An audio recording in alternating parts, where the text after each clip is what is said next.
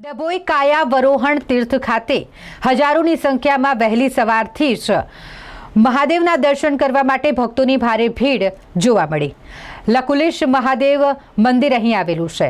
લકુલિશ મહાદેવ મંદિર ખાતે હજારોની સંખ્યામાં સવારથી જ ભક્તોની ભીડ જોવા મળી રહી છે। અહીં મહાશિવરાત્રી નિમિત્તે વિશેષ આયોજન સાથે 4 પ્રહરની પૂજા અને મહાપ્રસાદીનું પણ આયોજન કરવામાં આવ્યું છે। સાથે જ સાંજે શિવજીની સવારીનું પણ આયોજન અહીં કરવામાં આવ્યું છે। એવું કહેવાય છે કે શિવે આ પાવન ભૂમિ પર કાયામાં અવરોહણ થયું હતું અને ત્યારથી જ આ ધરાનું નામ કાયાવરોહણ પડ્યું।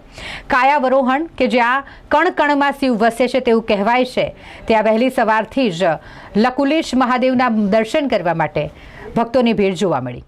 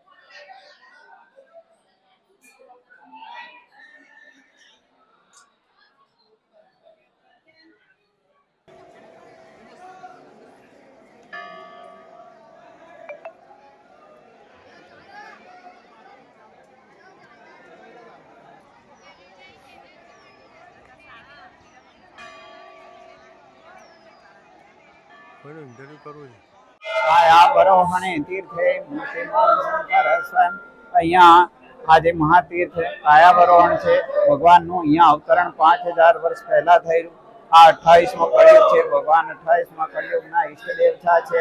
સમગ્ર વિશ્વની અંદર ધર્મ, સંસ્કૃતિ અને યોગને બચાવવાની જવાબદારી ભગવાનના અવતારની છે। ભગવાનના એક હાથમાં દંડ છે, બીજા હાથમાં બીજોરું છે। આજે મહાશિવરાત્રિના દિવસે જે કોઈ ભક્તો ભગવાનના ચરણમાં આવે છે, ભગવાન એની બધી મનોકામના પરિપૂર્ણ કરે છે અને જેવું વિચારે છે એવું ભગવાન એને ફળ આપે છે। યમ યમ ચિંતયતિ તમ તમ પ્રાપ્યતે નરઃ। ભગવાન કે આવો, આપના આત્માનો ઉદ્ધાર કરો, આપની આદિ વ્યાધિ અને ઉપાધિઓને મટાડો અને સાથે સાથે ભગવાનની કૃપા દ્વારા આપના સમાજને, આપના કુટુંબને, આપના ઘરને સુખી કરો। એ જ અભ્યર્થના। જય ભગવાન।